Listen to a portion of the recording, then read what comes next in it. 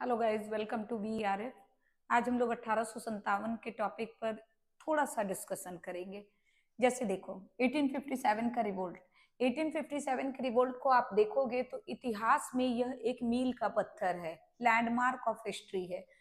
इस समय जब आपका 1857 का रिवोल्ट हुआ था तो इसके कॉजेज बहुत सारे थे। कुछ पॉलिटिकल कॉजेज थे, कुछ इकोनॉमिक कॉजेज थे, कुछ हमारे धार्मिक कॉजेज थे, कुछ इमीडिएट कॉज भी था। ये सब तो हम डिस्कस करेंगे, लेकिन इसके साथ साथ आप देखो कि जिस समय 1857 का रिवोल्ट हुआ था उस समय भारत के गवर्नर जनरल कौन थे? लॉर्ड कैनिंग थे। यानी इनके समय में 1857 का रिवोल्ट हुआ था। विद्रोह के समय में कंपनी का मुख्य सेनापति यानी चीफ आर्मी कौन था? जॉर्ज एनिसन थे। और रिवोल्ट जो है वो स्टार्ट के होने के बाद तुरंत जो नियुक्त हुए थे। रिवोल्ट अगर ऐसे क्वेश्चन पूछे कि विद्रोह के समय कंपनी का मुख्य सेनापति जॉर्ज एनिसन, लेकिन अगर आ गया कि जैसे ही रिवोल्ट स्टार्ट हुआ था उस समय कंपनी का मुख्य सेनापति कौन आ गया था, तो वो कॉलिन कैम्पबेल नियुक्त हो गए थे। इसका जो है वो इस समय जो मुगल सम्राट थे जिनके समय में यह विद्रोह हुआ था वो बहादुर शाह जफर थे। रिवोल्ट के कई कॉजेज आप देखोगे, राजनीतिक कारण देखोगे, इकोनॉमिक कारण देखोगे, सोशियो रिलीजियस यानी कि सामाजिक धार्मिक कारण, मिलिट्री कॉज, इमीडिएट कॉज यानी तत्कालिक कारण, कई कॉज है। थोड़ा सा आप देखिए इसके पॉलिटिकल कॉज में क्या क्या हो सकता है।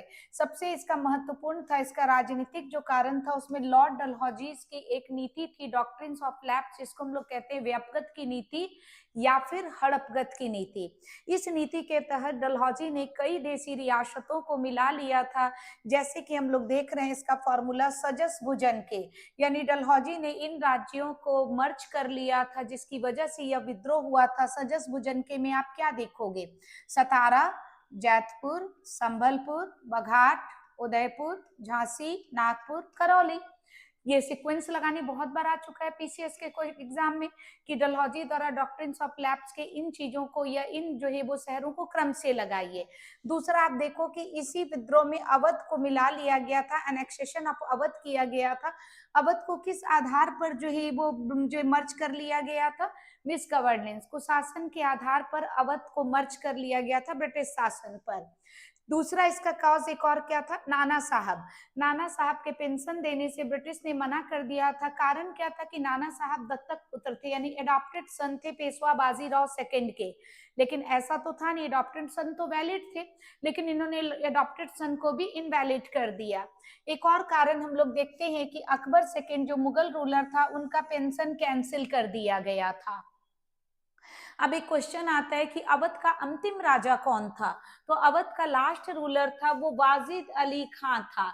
वाजिद अली खां को 1857 के समय में कैद कर दिया गया और इनको कैद करके कलकत्ता के मटिया बुर्ज में रख दिया गया था। तो यहाँ पर हमारा जो ऑब्जेक्टिव क्वेश्चन बन गया जो पॉलिटिकल कॉज है। इसी तरीके से economic, socio religious, military, immediate cause वगैरह बहुत सारे कॉज हैं। इमीडिएट कॉज में आप लोग सब जानते हो, गाय और सुअर की चर्बी जो है वो बिफ एंड पोर्क की चर्बी थी काटेज वाली, जिसको मुंह से लगा के खींचना पड़ता था। तो इस वजह से 1857 का तुरंत विद्रोह हुआ था। किसी और वीडियो के अंदर में हम लोग बहुत जल्दी आपके पास सोशियो रिलीजियस और इन सब को लेकर आएंगे। फिलहाल ये जो है ये इंपॉर्टेंट है, आप इसको नोट कर लें।